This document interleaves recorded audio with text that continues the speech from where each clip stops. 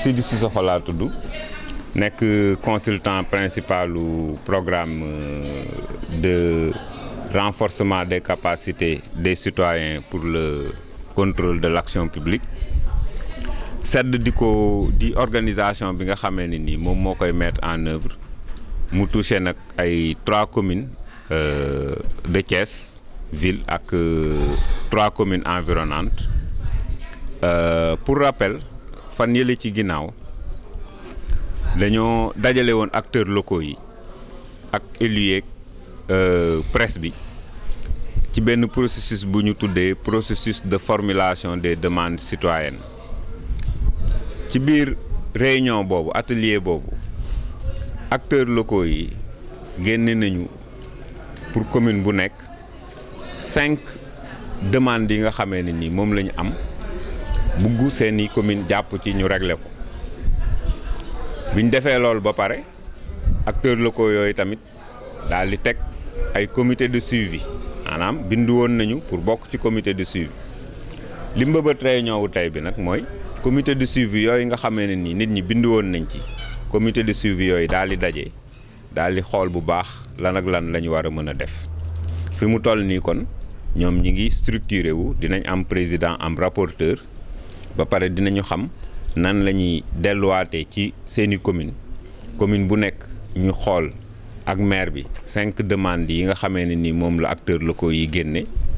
ñu xool lan la ci maire bi def lan la ciy mën a def bu ko defee ñu rendre compte régulièrement ci benn fiche bu ñu leen jox muy fiche de suivi. waa SED nag ñi nga xam ne man dama leen di accompagner comme consultant bu ñu jotee fiche de suivi boobu dañuy xool li nga xamee ne nii moo ci nekk ay lënt-lënt lu ñu war a lijjanti ñoom ñu yóbbu ko au niveau du comité de pilotage bi nga xamee ne ni au niveau du département moom la ñu samp ay kilifa seq ko monsieur Abdourahmane Samboura di ko présider ARD bokk si le directeur Chérif ak les chefs de service yi nekk ci département bi ak aussi les élus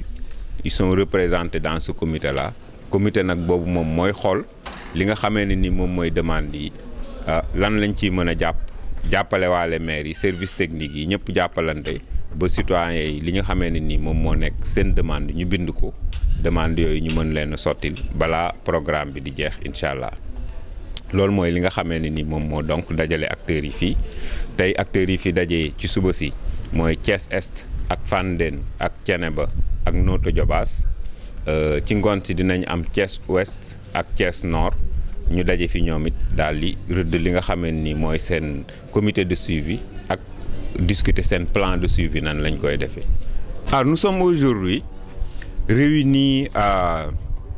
dans le cadre de la mise en place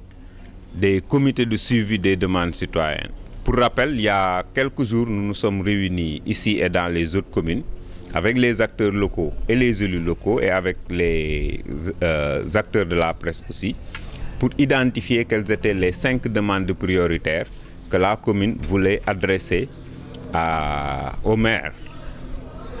Et sous ce rapport, les 5 demandes qui ont été formulées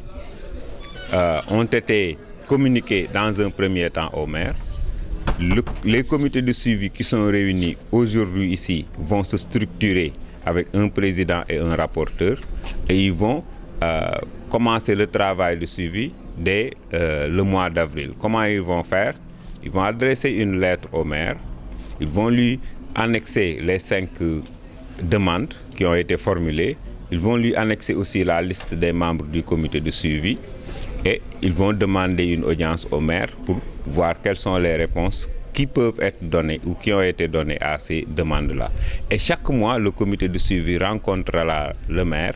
pour rendre compte de l'état de réalisation des demandes citoyennes. Et il y a une fiche qui a été élaborée à cet effet. Cette fiche sera remplie par chacune des communes. Et quand nous aurons collecté ces fiches, nous les ferons parvenir au comité de pilotage du projet, qui est un comité départemental réunis autour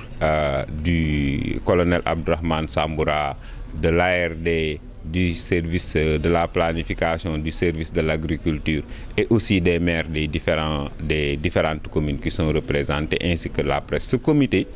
de pilotage qui est chargé de superviser la gouvernance du projet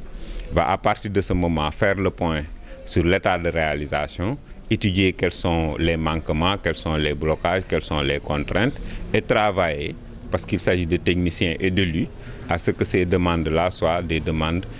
qui puissent connaître des solutions avant la fin du programme.